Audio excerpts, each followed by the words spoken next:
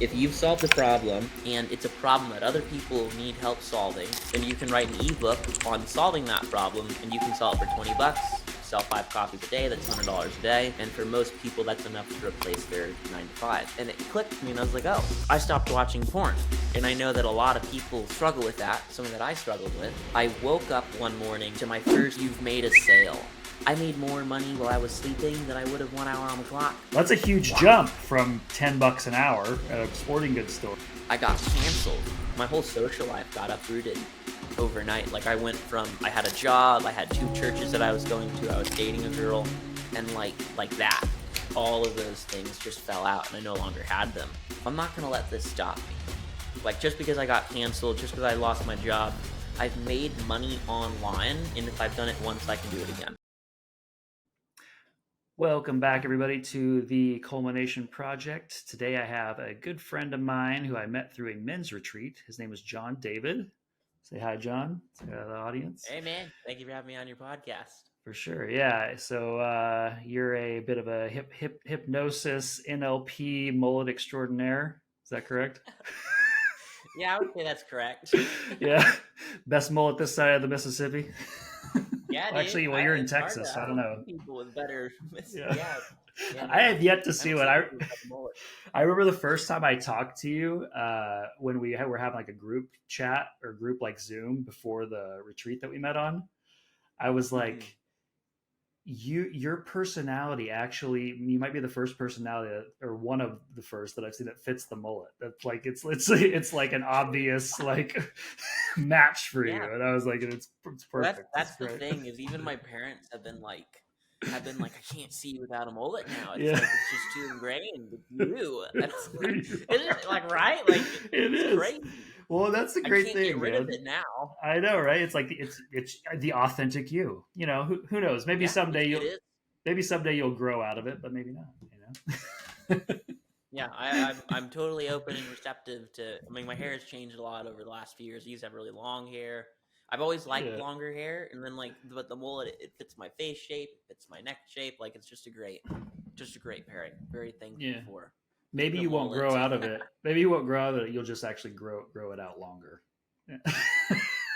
Braid it. It does. I do like to have it longer. Like I have a very loud mullet. I love it, man. I get complimented on it everywhere I go. I bet. Led to an intro to do some street hypnosis while I was in Vegas. Oh, I think I saw that clip.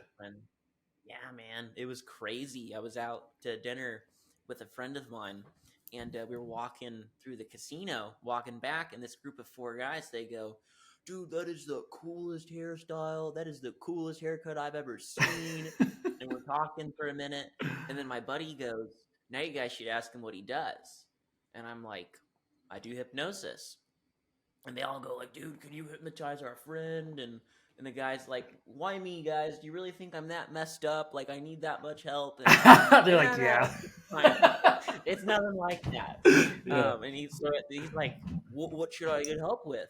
And I go, well, the last time I did something like this, the guy wanted to be more patient with his wife. And he goes, and he's like, yeah, I do hate my wife, so I think that would be good. Did he realize that this was like being recorded? His wife might see this? No, we did. It didn't get started recording until like I started actually like running things. But I was like, I can make you more patient with her. Like, I don't know if I can help that. And he goes, yeah, I think like show's wrong. And I'm like, oh wow, all right. Yeah, so he's like, can you just get me a new wife? I mean, maybe. Yeah. Sorry, go ahead. Get a mullet before you do that, but yeah, right. He's bald. That's great. He needs a wig, mullet wig. Yeah, man. So yeah, sure. Tell the mullet's a great intro. Yeah, no, for sure. It's kind of like almost like you belong in Vegas. You have that look, and you're a hypnotist. You have those, the skills and the look. I really like Vegas. I'm not gonna lie. I really like Vegas. Vegas just has a great feeling. There's something about going out west where it's warm and you've got lots of sun. Like I just love it. I get a little bit of that here in Texas, but Vegas has got a special place in my heart. I will say that. Heck yeah, man. And you live in Austin, yeah? Yep, and I'm in Austin, Texas. Yeah, how are you liking the kind of, it's kind of like an entrepreneur tech city. You just moved there. Dude, yeah, it's actually been really cool. I've met a lot of people who are doing similar things, a lot more in-person networking, which has been really cool.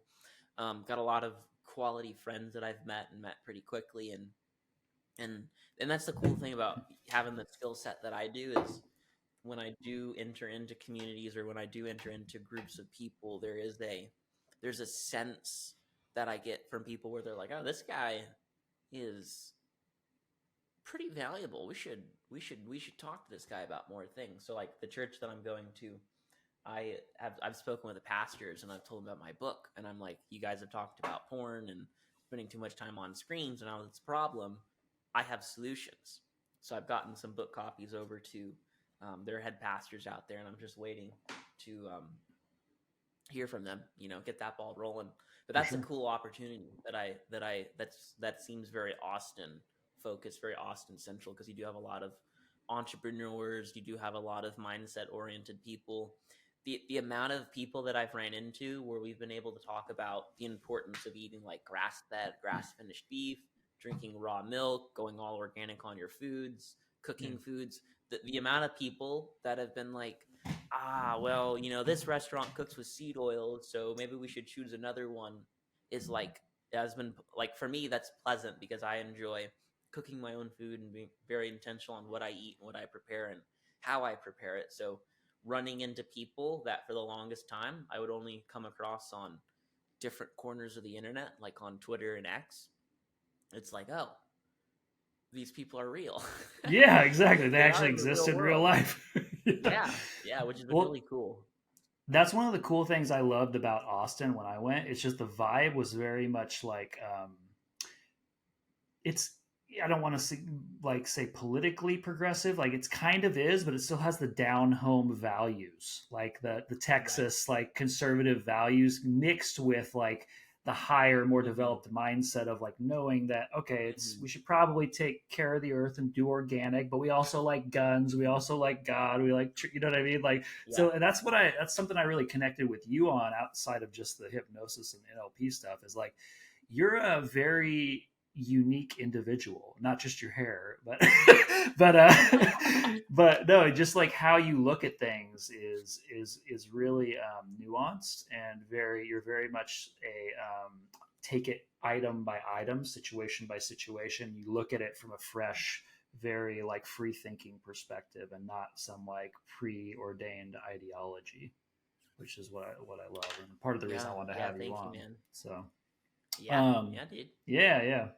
I like talking to interesting people, and you're definitely an interesting guy, and have a lot of value to add to the world. So, I kind of give us, part of like what I mentioned before we got on recording is just kind of, I like to have a rundown of sort of your background, a pivotal moment that kind of led you to where you're at, or to start doing the hypnosis thing in particular and helping people with that. And just where you're at now, and how God or spirit or intuition, whatever you want to call it, people call it different things, guide you in that day to day, and how you connect with that and help people kind of reveal that authenticity within themselves. So yeah, dude. Yeah, man. So there's a few different key points, things that I can like quantifiably go back to and know that was a defining moment. And the very first one was when I just got on Twitter, and I got on Twitter because I saw one of my friends post tweets about it on his Instagram story, and I was like, I should probably check this out, because I was really interested in the men's self-improvement corner of the internet, which has kind of been dubbed the manosphere. Is there a much better term for it than that? I'm not super, like, the connotations of the manosphere is not what it used to be. But at that point in time, it was late 2019, and I was just scrolling through Twitter, and it was becoming more and more apparent to me that there were people on Twitter that were selling courses and were making money off of Twitter. And at that time, I was making $10 an hour as a sales associate at a used sporting goods store. So this idea of being able to make money online was really, really appealing, but I had no idea how any of it worked. Like, online money was not anything that I was exposed to. It wasn't even something that I like had connected in my mind that people are doing this, because it always seemed like the big corporations were the ones that were really profiting off of online business. Yeah. It's like a far-fetched fantasy. Yeah, dude, it was a surreal thing. Like, that first limiting belief, like, oh no, I can't do that. That can't be me. Like, Right. that's not gonna work. But then a few months later, early 2020, I was scrolling through Twitter and I saw a tweet from Jose Rosado that said, if you've solved a problem and it's a problem that other people need help solving, then you can write an ebook on solving that problem and you can sell it for $20, sell 5 copies a day, that's $100 a day. And for most people, that's enough to replace their 9 to 5. And for me, I was like, well, that's more than enough to replace like 3 of mine, because I was making such small and I was only on part-time. And I was thinking, I'm like, okay, what can I help people on? And at that time, I was 20 years old, and the corner of the internet, it was a mesh of like people talking about being better husbands and people talking about being better fathers. And I'm neither of those things. I'm not married. I don't have kids. And I was like, what's something that men need help with that a lot of men struggle with? And it clicked for me, and I was like, oh, I stopped watching porn. And I know that a lot of people struggle with that, something that I struggled with. So the first info product that I created was an ebook. And it just detailed, it was a recollection of what I had done that helped me quit. And I was able to turn that into actual steps that other people can implement. So I started selling a copy of this ebook back before I even had 400 followers. And I remember the very first day that I made my very first sale, because I was running pre-orders, because this course that Jose Rosado was like, you need to do pre-orders. So I was like, all right, I'll do pre-orders. And I woke up one morning to my first, you've made a sale for $12. And at that time, holy shit, this is real. Dude, I was like, oh my goodness, I made online money. Yeah. And people were talking about you've made it when you've made money in your sleep, and the key to success is passive income. And I was like, I got a passive income and I just made money in my sleep. This is crazy. Yeah. This is amazing.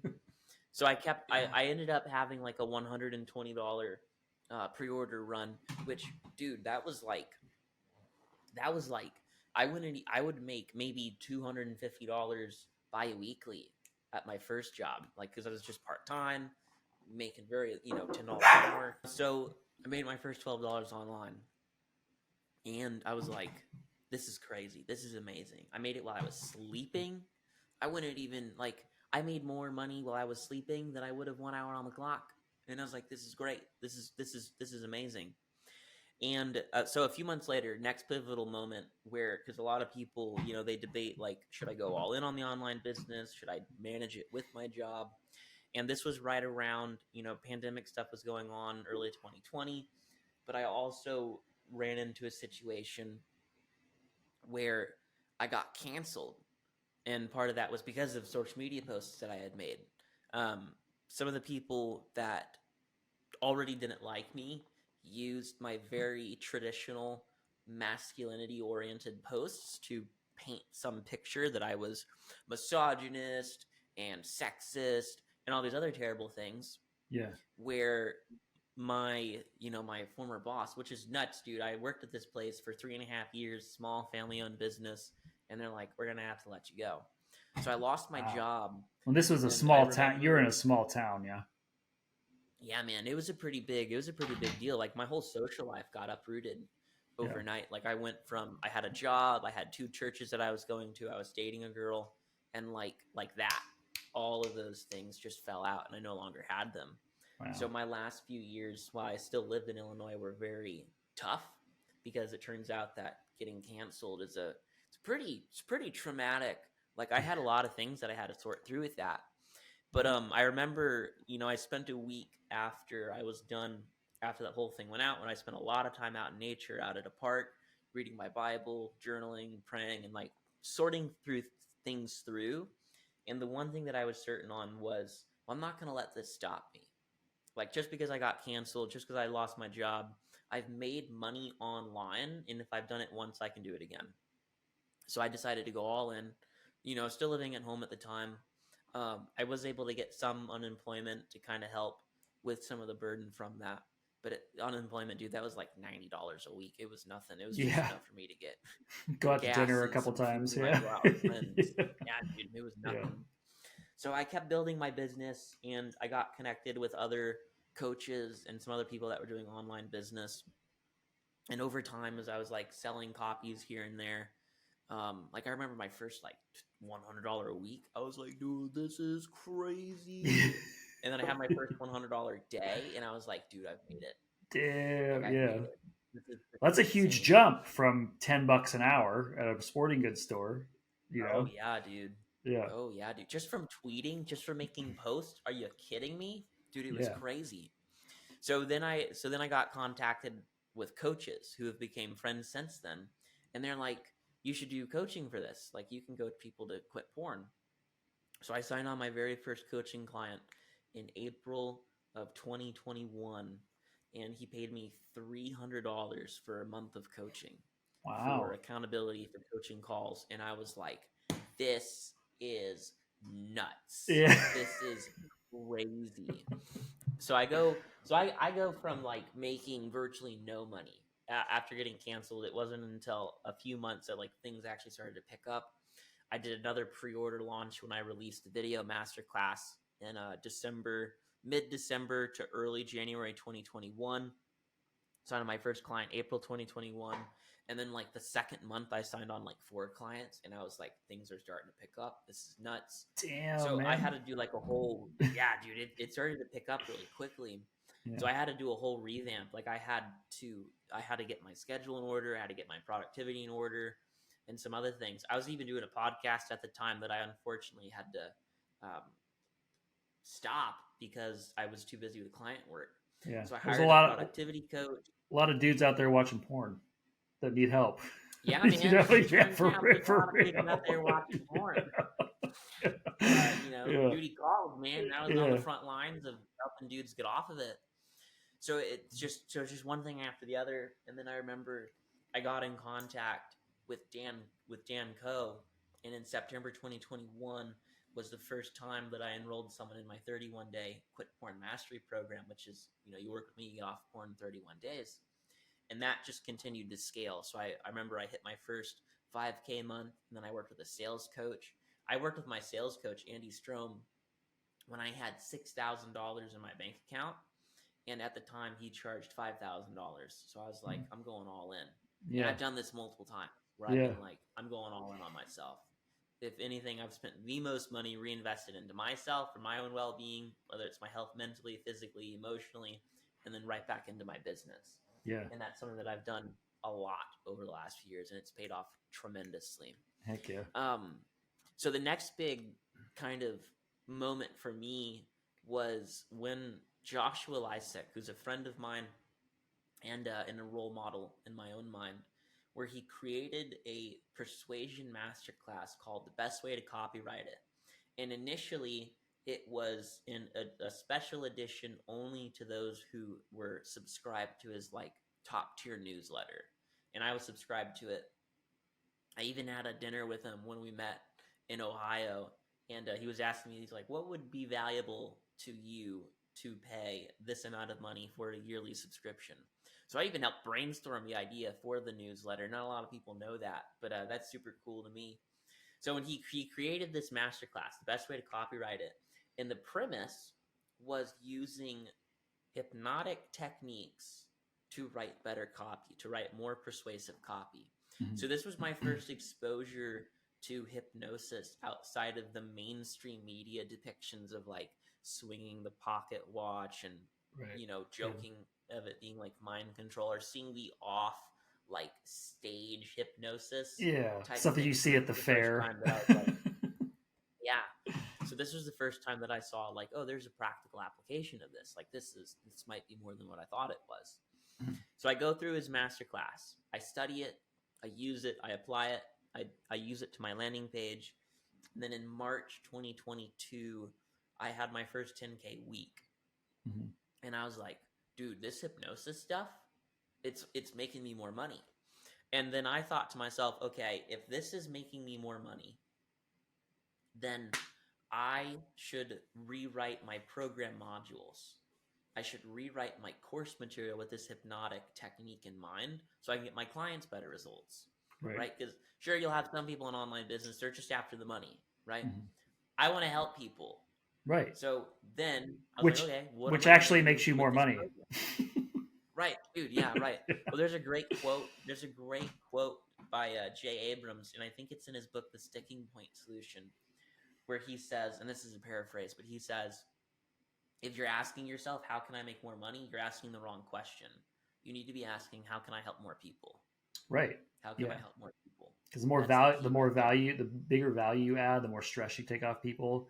Naturally, the byproduct of that is you just make more money, because money is stored energy, right? So if you're putting out this energy that releases other people from their burdens, then you're naturally going to like store that in the form of money or goodwill or people helping you out or leading you to the next opportunity, right?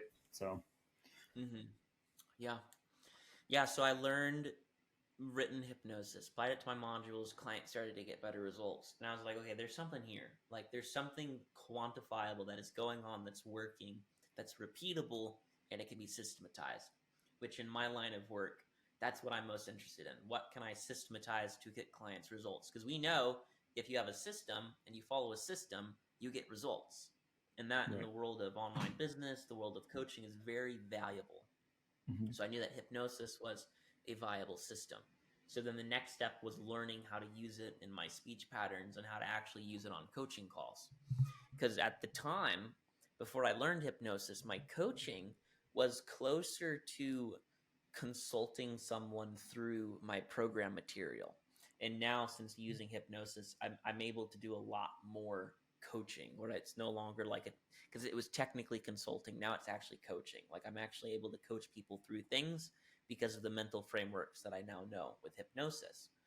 So in September of 2022, I got on a Zoom call with a hypnotist, and I was like, can you teach me this? And can you teach me this for this specifically, for helping people quit porn? And he goes, yes, here's what you'll learn. Here's what you'll, do.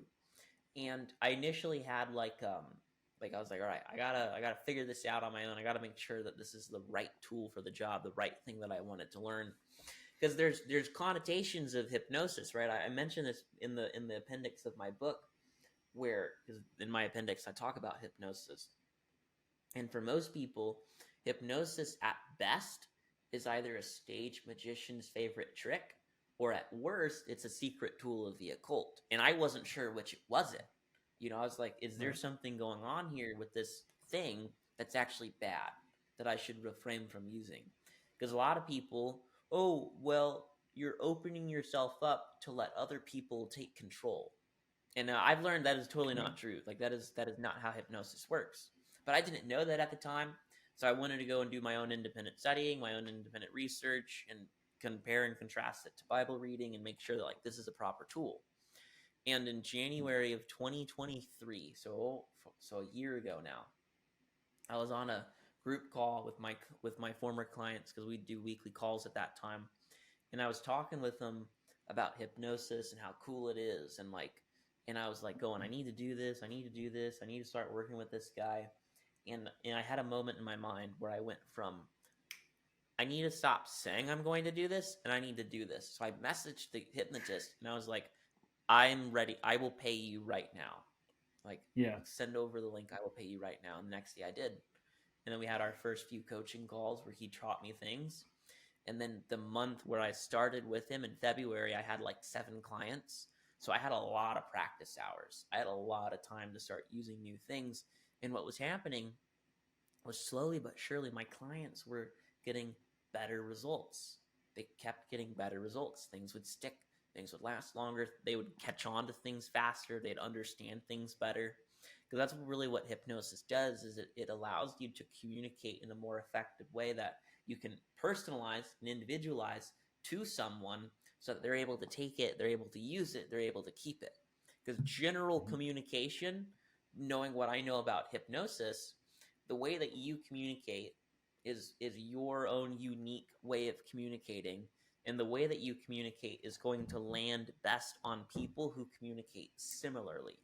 But with hypnosis and with neuro-linguistic programming, NLP, you're able to learn things on how you can shift and how you can accommodate in your communication and your language patterns for more people.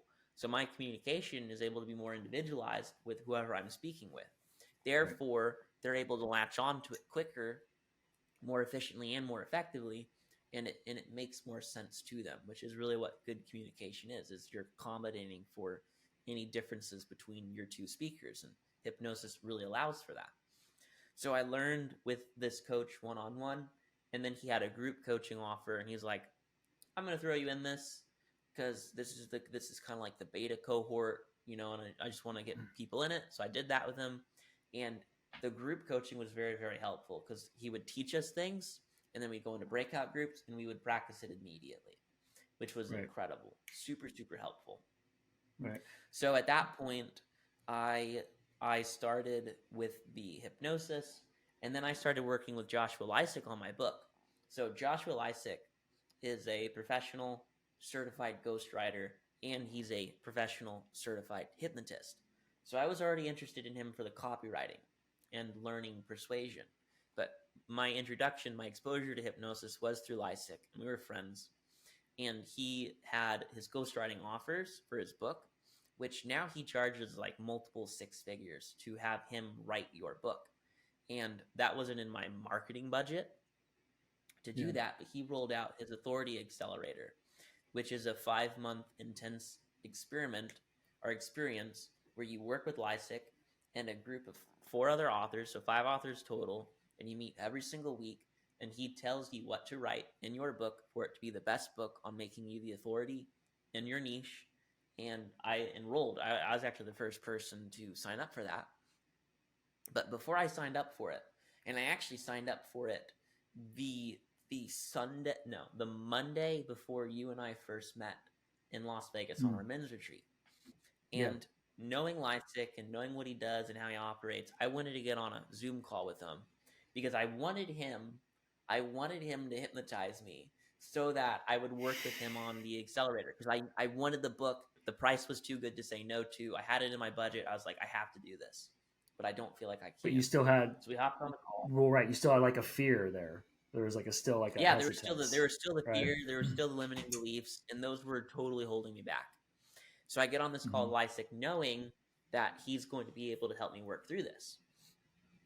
So we talk, and he asks me questions, and he's like, "How do you feel now? How do you feel now?" And he keeps asking me questions. And like I get to the point where like I'm so ready to pull the trigger, but I can't quite do it yet. And he asks me a question. And I won't I don't think I'm gonna reveal the question, but I could reveal the question. And I actually talk about will it make the podcast more exciting? So this is what happened is we get to the very end of the discussion. Even more is very hypnotic. Even more exciting. Yeah. Even more exciting. It'll make the podcast even more exciting. Exactly. If you keep listening to this segment in the podcast, it's already exciting, but we just already pretty exciting. But it can get more exciting in no way. So that's NLP right there. Yeah.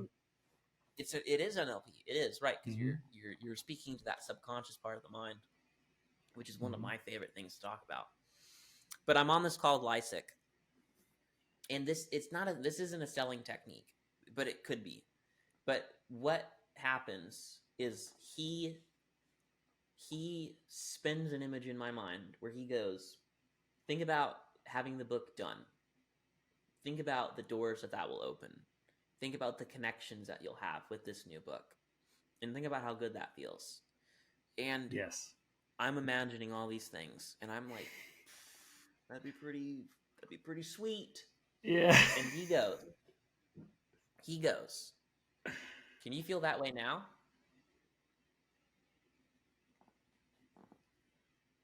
And I go, yeah, I can. And then complete happenstance. He's up late. It's like 11:30 for him. I was in Pacific time. He's in Eastern time. And one of his kids starts crying. He's like, "Hey, I gotta go. My wife needs me."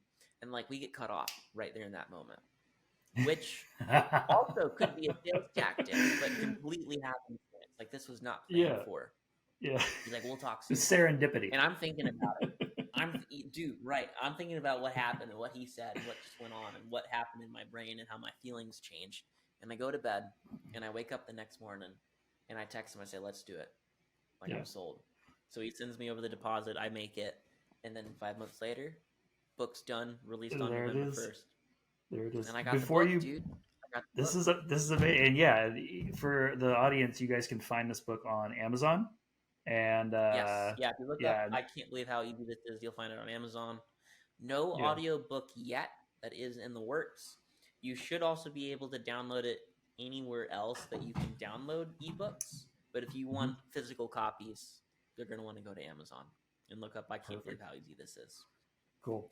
A point I want to drive home before we move on from something you just said is how important the feeling state is to reprogramming the subconscious and bringing into fruition in the reality what you actually want. Because like I talk about this all the time in my writing and in my video posts is like finding the feeling first is the key, right? Because like we think that when we get the thing, then the feeling will come. So we're constantly chasing. We're not actually enjoying the process, right? But if you can get the feeling state there and connect it to the mental, emotional patterns and thought patterns, and it becomes not a belief, but a knowing, then that's when things manifest very fast. That's when it happens really quick and you take action fast. And a common thread I've noticed within your story is that you are an action taker. You sort stuff out in your head, but then you're like, you know what? Screw it. I'm going all in. And then and when you go all in, this is universal. It's like, this is how life works. This is how creation works. It's thought, word, deed. And when you go all in and you make a decision and you don't give yourself an out, life gets out of your way. And shit just falls into place. You meet the right person. You hear something even on the radio. You see a billboard that like just makes perfect sense. You know what I mean? Like all these synchronicities start happening, and then it just guides you. And that to me is like being led by God, because you're in alignment with what you're here to do, right? Yeah. So I just wanted to mention Joe, that. It's so cool. It's so cool because what you said there is really important. Like feelings are super duper important.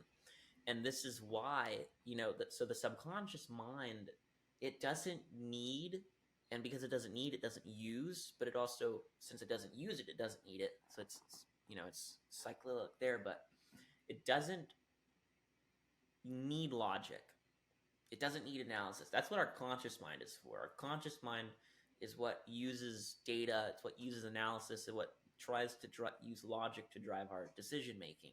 But what's really going on is in the subconscious mind, right? Yeah, it's a lot like a computer. So in the subconscious mind, all of our decisions are pre-made and predetermined. We use logic to then justify those decisions. We know in selling, if we're talking strictly about sales, top sales guys, they know people make decisions, they make sales, they close emotionally, and then they justify their purchase logically. That's true, but that's true in all decisions that we make. So decisions are first made in the subconscious mind, and it's based off of those emotions. So emotions in the subconscious mind, they're those feelings, and the reason why these feelings are so potent is because the subconscious can conceptualize those feelings. The subconscious actually makes sense of those feelings through the way that it experiences them. And the subconscious can only understand that which it can conceptualize. So this is why in hypnosis and neuro-linguistic programming, or even in things like positive affirmations, if you're using negative language, you're completely bypassing your subconscious mind, because the subconscious doesn't understand negatives. Because to understand a negative, it has to be able to conceptualize it. It has to be able to conceive it. So it's like the perfect example is reverse psychology. Whatever you do, don't think of a purple giraffe. Well, I don't know about you, but the closest I can get to a purple giraffe, not thinking about a purple giraffe, is a purple giraffe with a big red X over it. I'm still thinking about that purple giraffe. Yeah. So when it comes to something like quitting porn, right? I don't want to watch porn. Well, your subconscious can only conceptualize not watching porn by first seeing yourself watching porn. And then seeing yourself watch porn like that makes you want to go watch more of it. Right. So communicating with the subconscious mind is very important because there's no negatives, and you must know. I talk about this in my book, in chapter 3, is the subconscious cannot differentiate between fantasy and reality, because the subconscious mind is our gateway of perception, and everything first goes through the subconscious before it's filtered into our conscious awareness. Right. Fantasy is the thing that gets into the subconscious perception, and then the conscious mind can kind of filter and go, oh, well, I know that's technically a fantasy, but in the subconscious, which is our perception of reality, that is where that fantasy lies.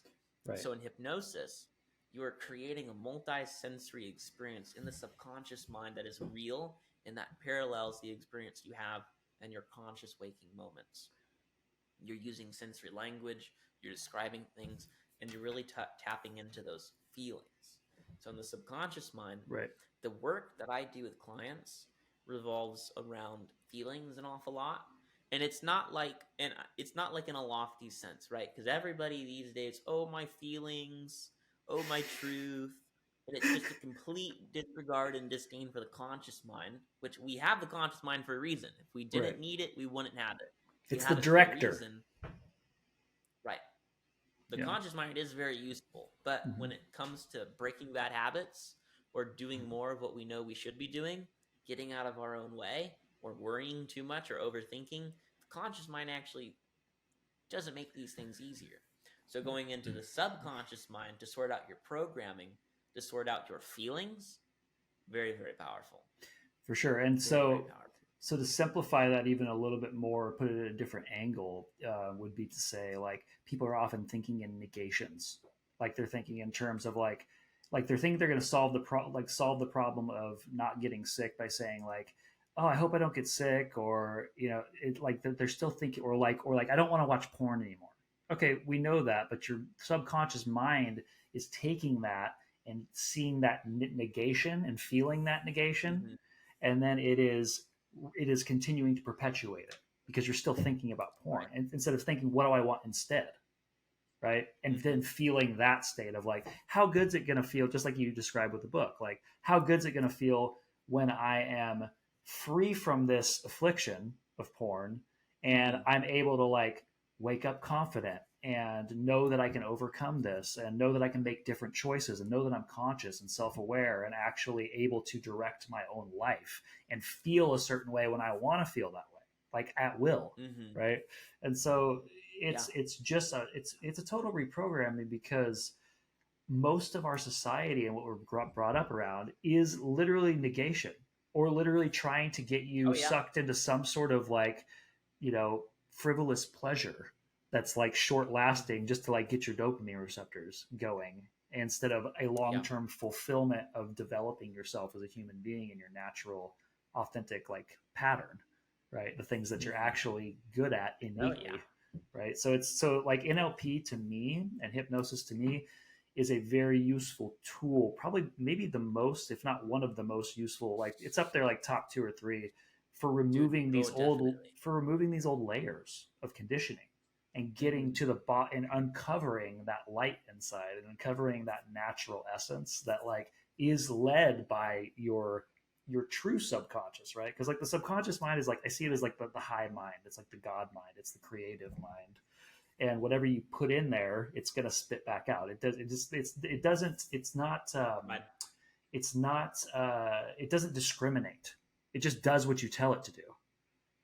Right. Or it does what it's programmed. It doesn't see good or bad or right or wrong. It's just like, this is what you're putting in. That's the key point. Right. This is what you're putting in. So this is what you're going to get at. It reflects in the outer world what's going on inside, which is so important for people to understand, that it's the internal world that actually creates what we call external reality.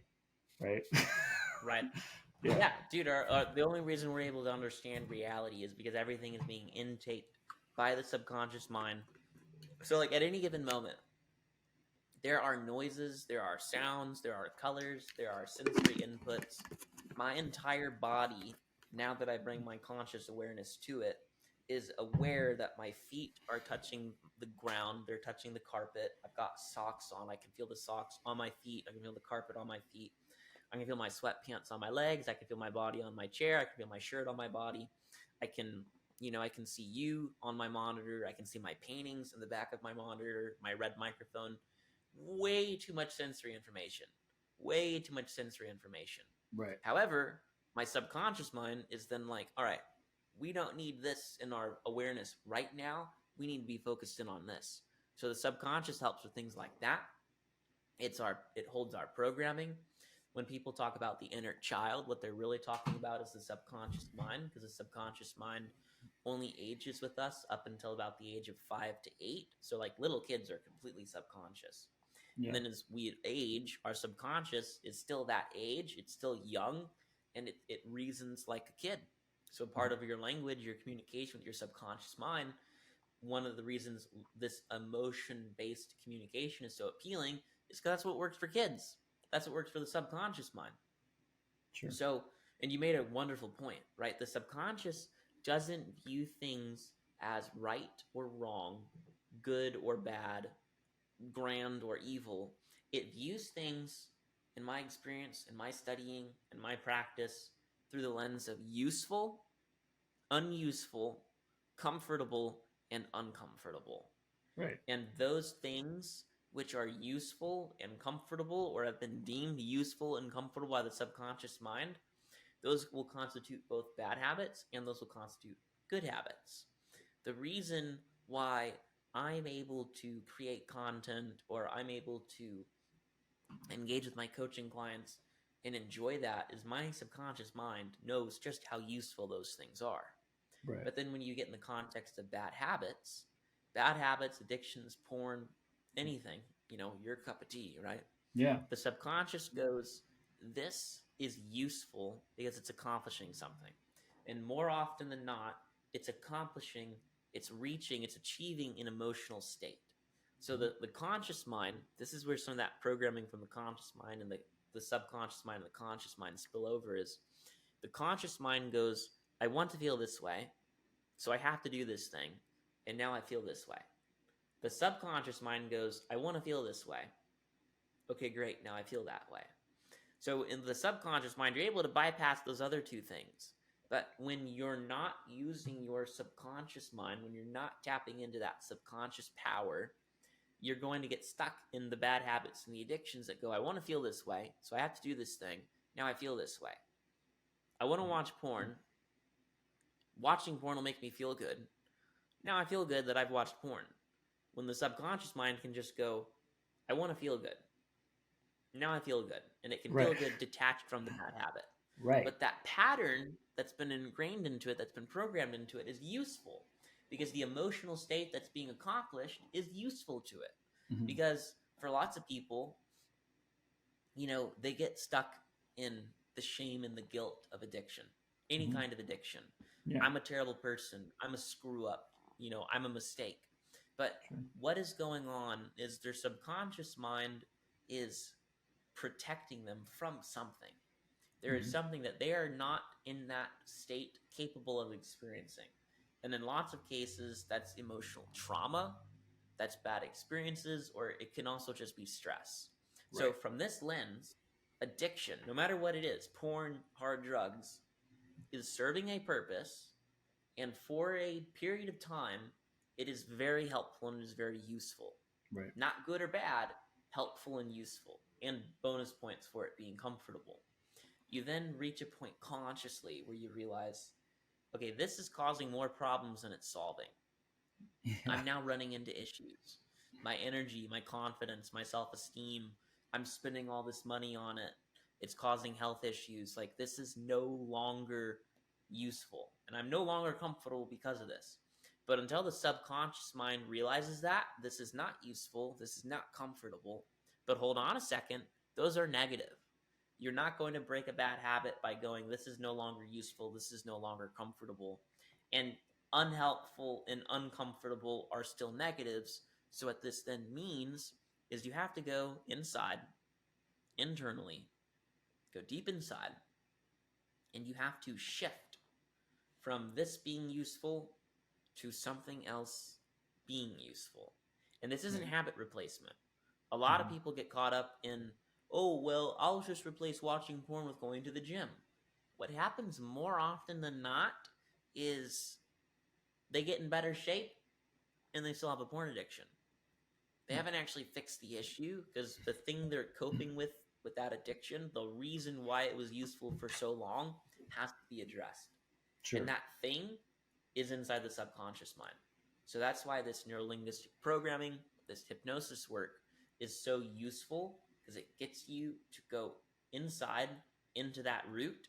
And then with the help of people who know what they're doing, who have created tools, who have created systems, I've created tools, I've created systems, and you can find them inside my book, you're actually able to heal.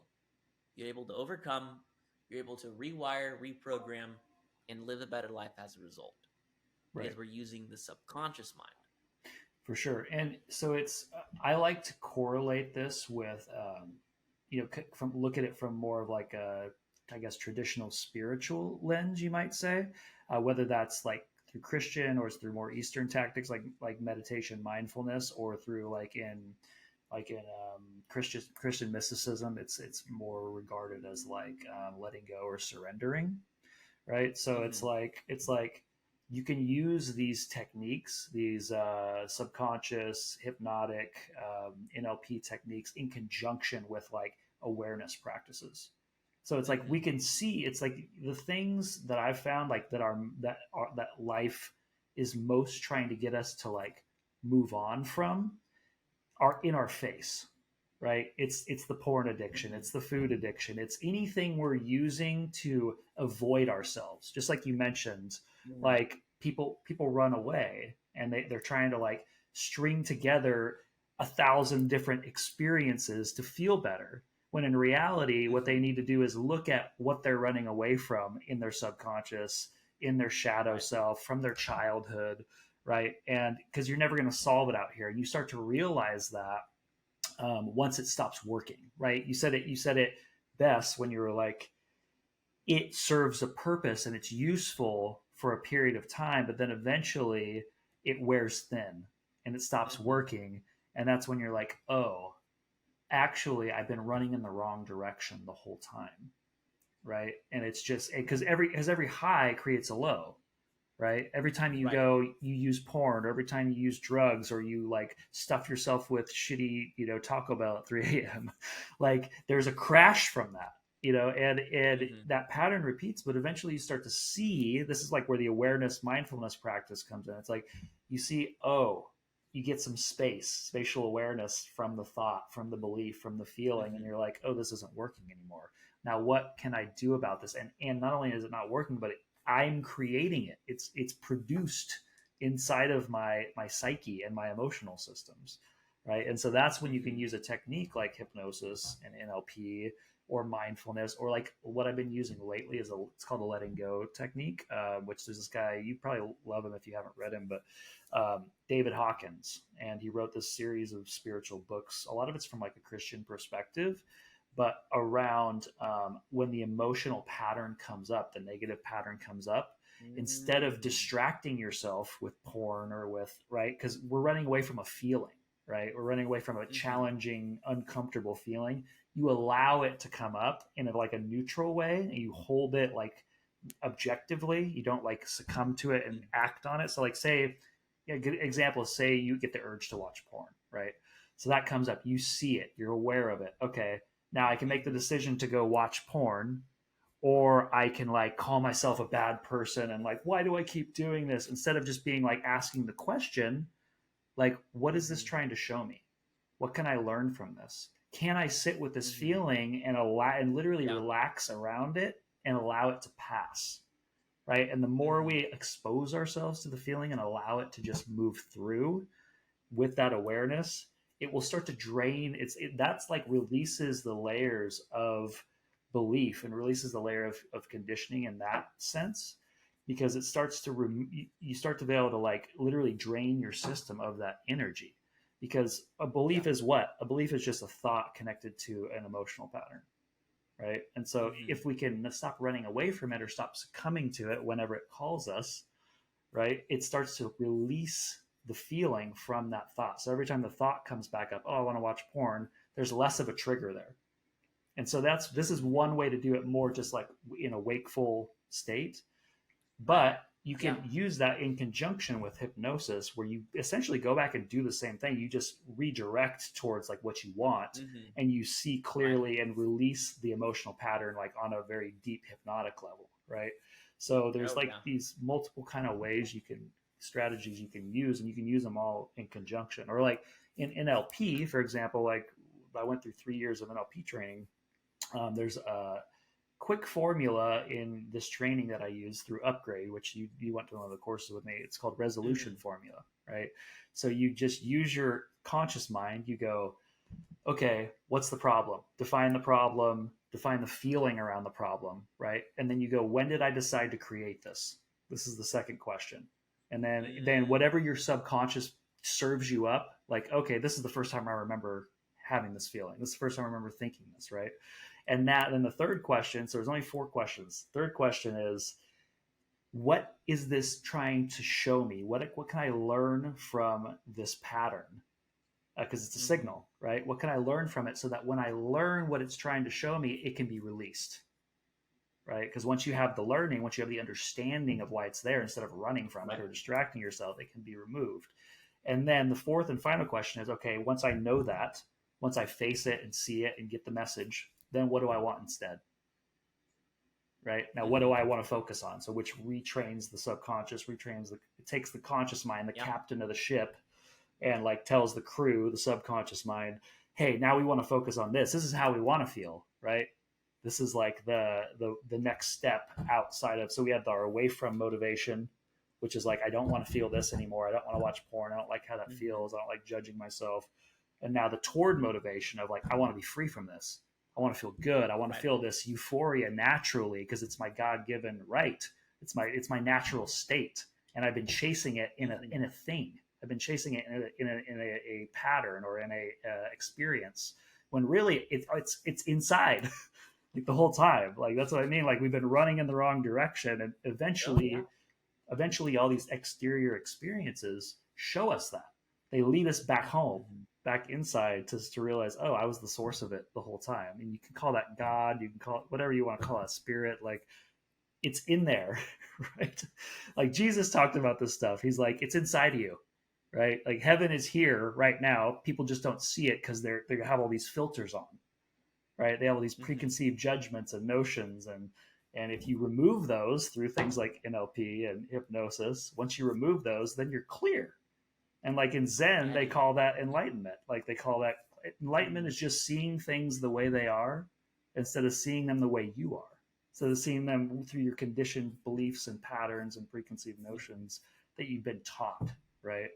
So like you can make this correlation between all these things, and it's all directed at the same thing. It's just different routes or different strategies to essentially realizing the internal light, the internal self, right? Yeah, man. I know that was long-winded, but cool I mean, it really is. And even what you said on, like, because I teach my clients, if you are feeling that urge or you're feeling that craving, running from it, ignoring it, numbing yourself from it, it's not doing you any good. You need to let yourself feel it. And then there's a powerful reframe that comes in place too, to reframe those urges, to reframe those cravings, which I talk about in chapter 8 of my book. And one of them is a craving is a signal that your brain is healing in that moment. So if you are able to let yourself feel that craving, that's a great reframe, and recognize it for what it is, dude, it's pretty crazy. Right? So you're able to feel it and you're able to recognize it for what it is. This means my brain is healing. All of a sudden it becomes something you want to feel. You let yourself feel. Right. And in the process, you're able to follow through with it. Right. Yeah. And I've got tons of different reframes that I offer clients. And then even too, right, is like, this is why I love the one-on-one work that I do. This is why I love the 2-in-1 work that I do, is I'm able to work with clients on a personalized individual basis where I'm able to identify based on themselves, what are their reframes? What is going to work the most for them? What is specific to their situations, their experiences, their relationships. Yeah. Because I could tell you anything and everything. Like what's going to engage their emotional patterns the most, right? Yeah. Right. What's going to work for them? Mm-hmm. You know, because that's the thing is there's so many different tools. There's so many different things available. And we can call, you got hypnosis, you've got neuro-linguistic programming, you've got meditation, you've got mindfulness, you've got praying, you have, writing, ice bath, like going in the sauna, writing, journaling, all these different things that you can use. Right. But once you find the thing that resonates, yes, the thing that you're able to go, I feel pretty good. Mm-hmm. I feel pretty good. With some guidance, because those things that feel pretty good, we know, can also be drugs or other problematic endeavors. Right. But the things that we know that are good and useful, and if your perception of things being good and useful are objectively problematic, where your conscious mind is like, okay, this should be arranged in a better way. Right. Well, it's more of like, something feels good. Yeah, it's more like it can become an addiction, right? Right. That's the way I look at it. Is this an addictive patterning? Is this something if I need to let it go, I'm going to have a problem? Mm-hmm. Or is this something more like it stokes my curiosity and my sense of wonder and leads me back inside, right? It's just innately, genuinely good feeling and not like this, I need this thing in order to be okay, right? Right. Well, at the end of the day, we have to have the ability to interface with the real world. Because all these things that are good and helpful, that are objectively good and objectively helpful, if you use them like you're anxious about going to some event, and to prepare, you meditate. And you really like meditating, and you feel really good while you meditate. And you keep meditating, and you really latch on to that good feeling. But next thing you know, you open your eyes out of this meditative state, and you've completely missed the event. Mm-hmm. You've completely not done the thing that you are anxious about doing. We might classify that as not helpful. We might even classify that as problematic. But then or the avoidance. person realize, or avoidant, right? So this tool, helpful, meditation, focus your mind on something. Get rid of those bad feelings. However you want to do that. If you then get stuck on, I'm just going to meditate all the time. This feels great. Then what you've done is you've got addicted to something that is helpful, but is now causing problems. So what we have to do is we have to make sure that we're interfacing with reality. We have to make sure that because you can, feel the way that you want to feel, and then use those feelings to propel you to do the things that you know you need to do. Don't do things to feel a certain way, but there are some things to feel a certain way, because that's our lived experience. That's a good thing. But for most things, feel the way that you want to feel, go do the thing, and then see if you feel better while you do the thing, or if you feel differently while you do the thing. But if you get stuck on feeling a certain way because you don't want to feel the way out in the real world, then these good things can become just as problematic as the bad things. Right. So we have to make sure that we're going out and doing things and living a human experience. Otherwise, what's the point? Right. Well, what's the point in self-improving? This is a really important point you're making that I want to catalyze on is all these techniques, they're useful hints and they're useful strategies along the way of essentially waking up to your true nature, to your authentic light, right? And so they're not meant to be used forever. What they're meant to do is to solve a problem, right? They're meant to remove layers of conditioning, and once they've served their purpose, they're meant to be let go of, or else they will become another addiction. They will become another fixation, right? But the idea behind them is to free yourself from the mind. It's to free yourself from these addictive, abnormal patterns that constantly are seeking and searching outward for salvation, right? And so NLP, hypnosis, meditation, all these things are great, but they're all they're techniques. So one of my favorite spiritual teachers, from back they're very useful, but for a period of time. They're like spiritual chiropractic tricks, right? And eventually they must all be let go of. And like if somebody gets, so there's a saying like in spirituality, it's like if you meet the Buddha on the side of the road, kill him, right? And a lot of people don't understand what that means, and it means to go further, right? So it's like if you get fixated on a teaching or a person or a figure or a technique, and you get stuck there, you're like in a cul-de-sac, right? And there's always this further, you're still dependent on like an outward thing. And so one of my favorite teachers, Ramana Maharshi, who was a sage back in like the early 1900s, he's like, you have to use these techniques and these minds, like he's in your mind, like he's like, imagine you have 100 thorns in your hand, right? So you use a technique, it's a thorn in and of itself, to remove thorns, right? And you're removing these layers of conditioning, removing them and getting more and more light, more and more transparent, clear, and you're able to meet reality as it is more easily, right? And eventually you remove all the thorns, but you still have the one thorn, the technique, and that's been your, like, kind of your God, right? Then you got to throw that fucker out too.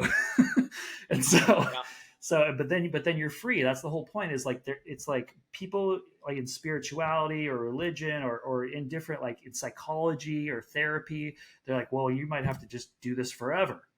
And it's like, well, that doesn't solve my problem. It's like, you've solved a problem when you don't have to continue revisiting it. Right? It's like it's like addiction or porn or food issue. Like once the mind, the emotional pattern has been released from the thought, and there's no more trigger there, it's done. You can move on, right? There's usually another thing, but like the whole point is to like continue flushing out the system until you're just like in flow and fully present in the moment, and you're not hooked by these mental, emotional, like aberrations basically, and so along the way, yes, these techniques are useful, and you do want to feel into, like you said, which ones align the best with you innately. But at a certain point, though, they can become a hindrance or an impediment if you don't become self-aware enough to recognize when you need to move on from them, right. So and I will preface and I will say, it's not as likely that people develop a crippling dependence on the technique that helped them. Sure. But it is something to be mindful of. Yeah. Well, because it's not as destructive, right? Right. Yeah. It's like, easier to say that it's helpful, but there are, like, you just have to make sure that at the end of the day, when you feel as good as you can feel, or as close to what you'd like to feel, if that is how you're going to feel before you do the thing that you're either running from, avoiding, or ignoring, then engaging, interacting, and overcoming is the next step in our lived experience, right? Like, you can meditate, you can pray, you can hypnotize, you can do all these things. In fact, I would recommend it. I practice it, I use it, Yeah. But in my own life, when there are things that I run into where it either makes me anxious, or I know it's going to be a challenge, or it's hard work that I don't want to do, or I don't feel like doing it immediately, then it's that question of, well, am I going to do it? And then I'll do it. Like even this morning, right? Perfect example.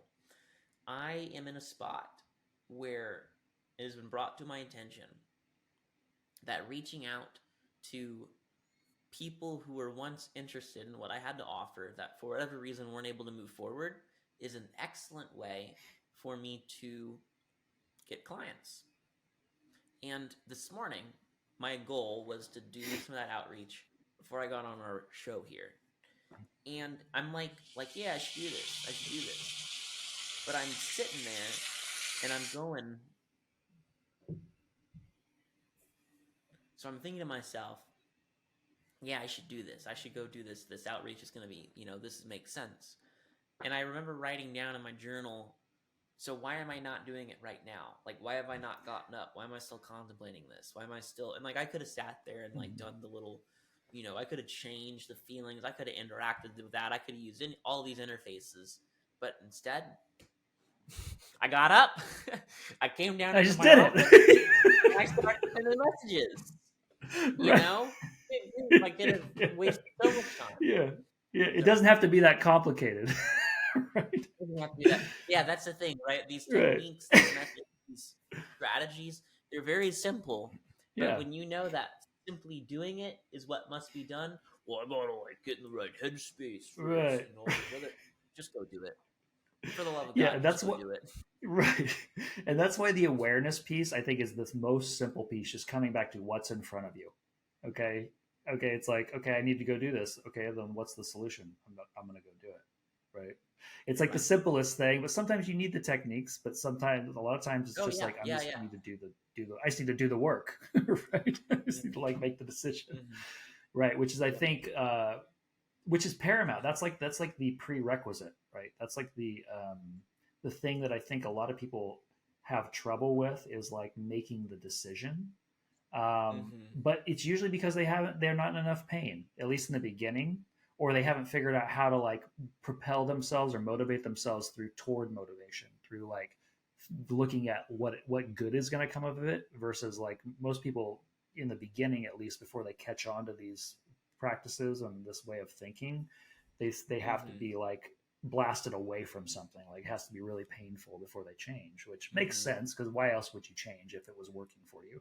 You know, right? Like, but yeah, man, this is really important stuff. And this stuff I love to talk the most about, like, for sure, because it's the difference between living a free, sovereign life of like ease and flow, and like and actually fulfilling like what it is you're here to give to the world and what it is you're here to enjoy, and living literally enslaved in your own mind and enslaved in the ideations of society, right?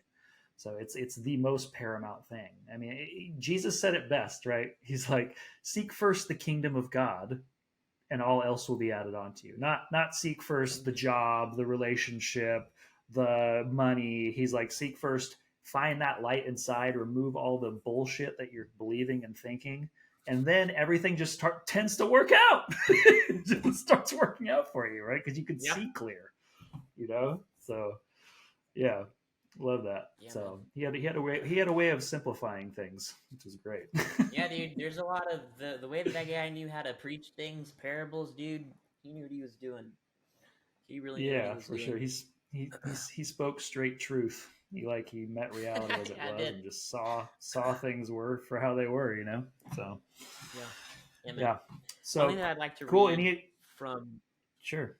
Yeah, I was gonna. I think. Yeah. Go ahead. Coming up on time here, and one thing that I'd like to read from my book, close to the end here, but it kind of paints a better picture of what freedom looks like with what we're talking about, as opposed to this avoidant, because there's freedom where you're avoiding something, but there's freedom when you're leaning into something, or just the state. So like freedom. So there's freedom from and freedom to, right? Freedom to meet something. Yeah. So in my book, I say freedom is not doing whatever you feel like whenever you want. That version of freedom is how people rationalize destructive behaviors. It's coping. And it's all conscious mind, because you have to put great thought and much effort into coming up with excuses you can live with.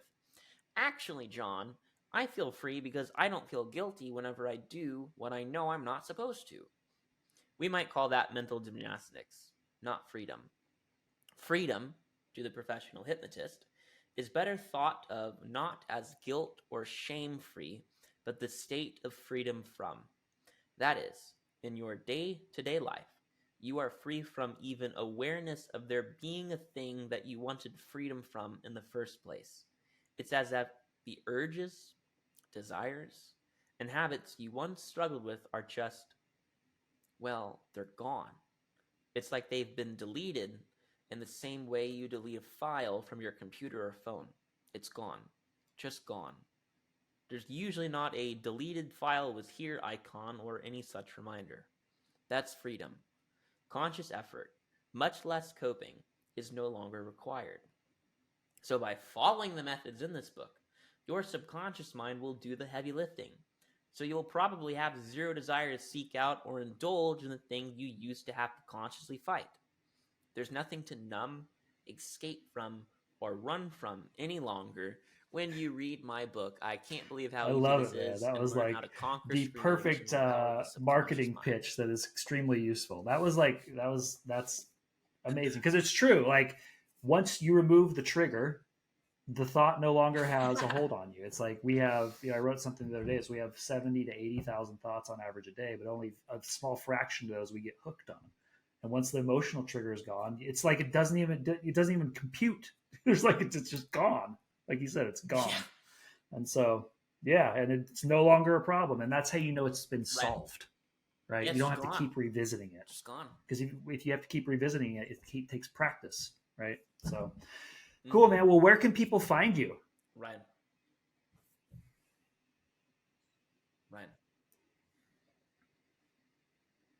Yeah, right now you can find me on Twitter, on Instagram, on TikTok at Hypnostrategist.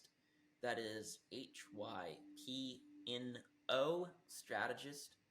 And then you can also check out my website, www.johnhaskinsauthor.com. You can grab a copy of my book on Amazon. If you look up I Can't Believe How Easy This Is, it will be the first search result. There are softcover, hardcover, ebook versions available. Audiobook will come out sooner or later. So if you want updates on the audiobook specifically, follow me on Twitter. That's the social media platform that I'm most active on. And I'm posting more and more video content on Instagram. You'll be able to find me sooner or later on YouTube. Don't know what the handle's going to be for there. Like I'll do some long form, I'll do some short form on YouTube. Yeah, if you look up Hypnostrategist, you'll find me. And if for whatever reason I've changed my handle, which sometimes I do that, you could find me by looking up John David Haskins Jr. or John David Haskins or something along those lines. Look up my author name and you should find me too. Awesome. Well, y'all know where to find him. It's been a great chatting with you, brother. And I'm going to be coming down to Austin here in April, so I'll hit you up and we can get together and hang out. Oh, hell yeah. Sick. Cool, dude.